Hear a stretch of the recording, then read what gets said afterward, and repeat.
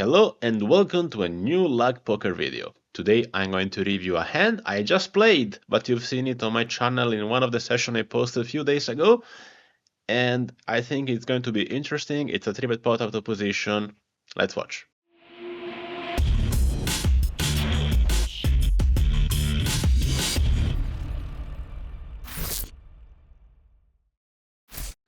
Okay, here we are with a replay of the hand.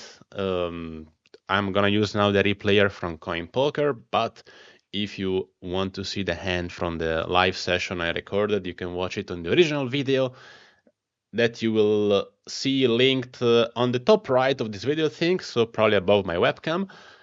But if you don't want to go to original video, I will show you now what happened. And here is the spot.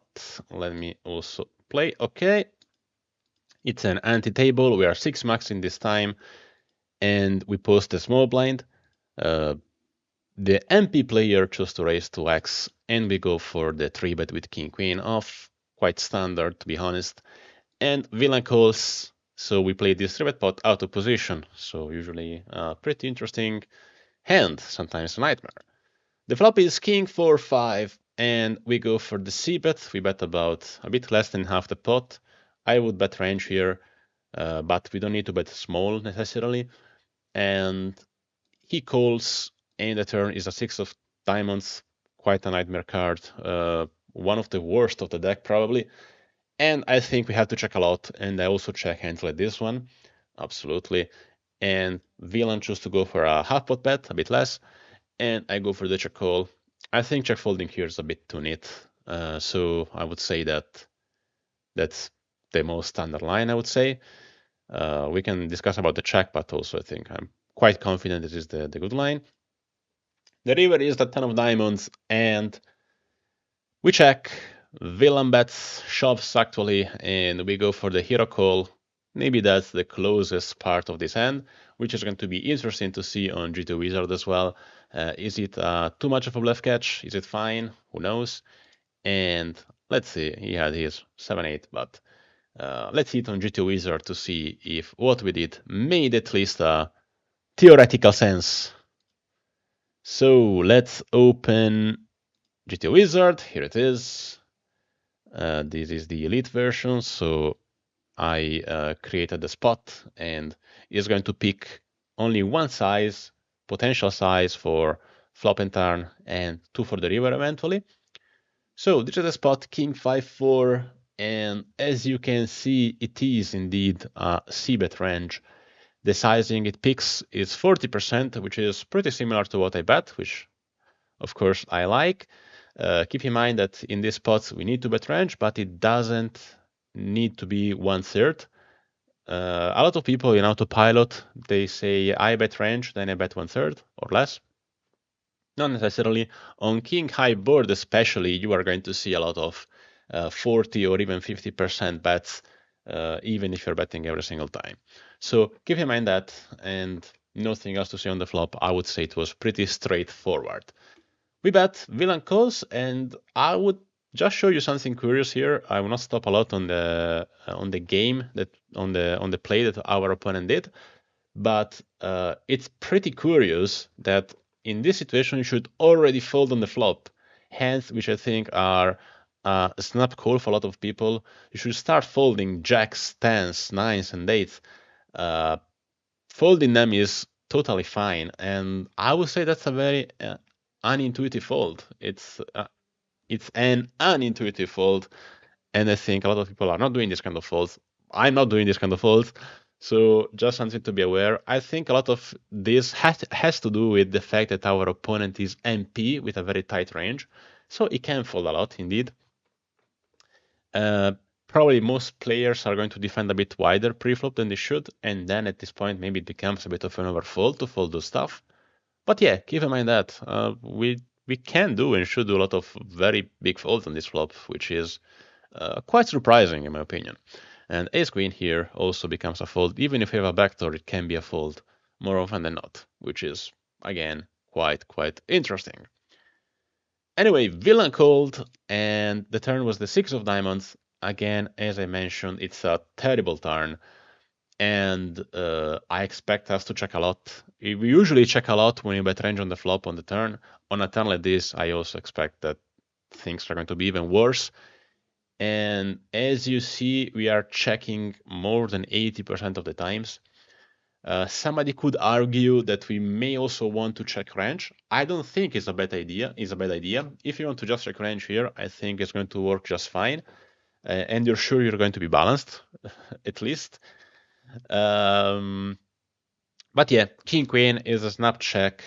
When we are betting with a very polarized range. Basically, for value, we have Ace King plus, and we have decent bluffs like flush draws mainly as bluffs, and something which is a bit, if you want, a bit weirder is the Ace 5, which is going to become a bluff, I think, in some runouts. Ace 4, same reasoning, and maybe even it's a bit weird for the 9s, 8s, and 7s. Well, 9s and 8s especially, which probably are also going to become a bluff sometimes if you bet them on the turn. But in general, I would say the key thing you should take from, I mean, the key thing you should take from this pot is if you bet range on the flop and the turn is bad, and usually a highly connected turn is bad for you in these situations, just check turn. It's check a lot. If you are unsure, just check. Okay, it can be too wrong. There is not a single combo here that you want to bet range. Well, one of these few small ones, but in general, if you check range here, you're not going to do much mistakes. And if you're unsure, just do that. And we check with King Queen. Villain bets. The solver here bets 75%, but if you remember, villain bet less than that. So I'm going to edit this and I'm going to make him bet 45%, which is what our opponent did.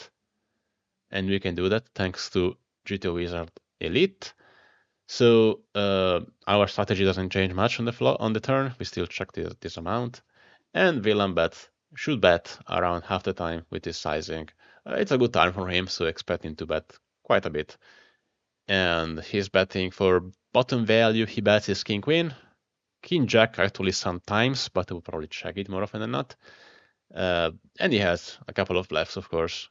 And he's also betting for thin value protection, the low pocket pairs, which I think is fine. Anyway, he bets, and that's what should be our strategy. As you see, we're raising sometimes, not much to be honest. We are sometimes check shoving the ace king and the aces we didn't bet. If you check range, of course, you have them more often. King queen is mainly a check call. There are a couple of shoves, but really few. I would say check call is the most standard line. And yeah, folding that would be too tight.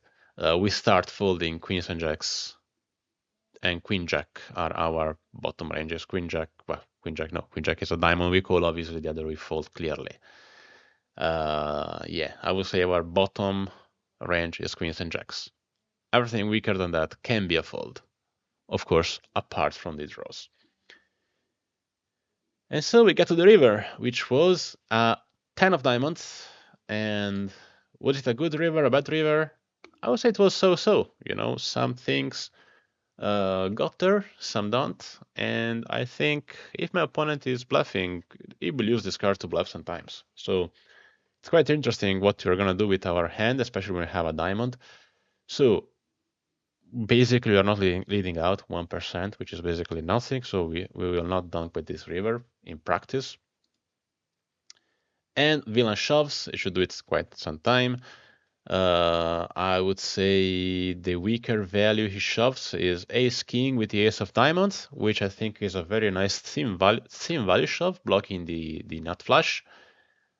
Maybe a bit too thin for real games. I don't know if people are bluff catching this much, but it's definitely interesting to see that he's shoving ace king only if he has the ace of diamonds. And again, the reason is that if he has the ace of diamonds, I have a flush myself much less frequently, so you can actually get something value in theory. And this is the weakest value he shoves. He has some bluffs. Bluffs are mainly let me see, things like 6, 7, things like ace-5, if you get to here with that a small pocket pairs that he bet is bluffing them. Even eights and nines, I think, is a nice bluff to have at this point if you bet them on the turn. So in theory, he has some bluffs, and I think in these situations you should ask yourself if you think the field is gonna find enough bluffs. I would say probably yes. I think on average the field is, if anything, I think in this specific spot it's going to bluff even a bit more than this, simply because the 10 of diamonds is such a scare card, is perceived as such a scare card that I think if our opponent is a decent regular and he has a bluff, he's probably gonna be tempted to bluff it a lot. I would be tempted to bluff it a lot, and I would say that so if anything, maybe the pool is going to bluff even a bit more than this, uh, and he's not going to thin value bet as much as Ace King probably. So I would say if I had to make an assumption, mine would be that the field is probably, when he shoves this river, is bluffing more than the solver and value betting less than the solver. But yeah, that's my assumption. Tell me what you think about it also in the comments. Could be an interesting discussion. Anyway, we are speaking now about solver solutions. So the solver shoves as much as it should shove. And what we do with King Queen? Okay, we see that King Queen is actually our bottom range, and yeah, King Queen of Diamond is mainly a call. We can see it here. Typically, what we do is we call if we have a king or a queen of diamonds. Of course, it's better to have the queen of diamonds in general, but both are fine. So we mainly call if we have a diamond, and we fold if we don't. So yeah, it's our bottom range of a call there. We fold the queens, obviously. Yeah, there are no weird calls, to be honest. We could start folding ace king of, of spades of hearts, for example, without the diamond blocker. And that's it. I would say the sickest call. Yeah, the sickest call is that probably the king queen we just made. There aren't other weird calls here. I see flashes and anything better than a top pair. So yeah, it was fine. I would say I'm then happy about my play, given I thought my opponent was regular. But also, I think in weaker fields, I think on a river like that, most players will find more bluffs than value bets. So I think bluff catching, especially after we play the turn in a check call way and show weakness there, I think it's intuitive to bluff on the river. So I think even at slower stakes, I think you can bluff catch in particular situation like this. Bluff catching a lot is on the river on big bets is usually not a good idea at all at lower stakes, keep in mind. But I think in some specific situations, like maybe this one, again, I think it can be done. I think you should try to understand of spots in which it's kind of intuitive to bluff, and then you can bluff catch there, quite quite in a much easier way. Now this time it went pretty bad, but I'm still confident the play was right because I think my opponent would have been able to bluff some things there. So I will try not to be result oriented, and uh, let me know what you think. Thanks for watching, and see you next time. Bye.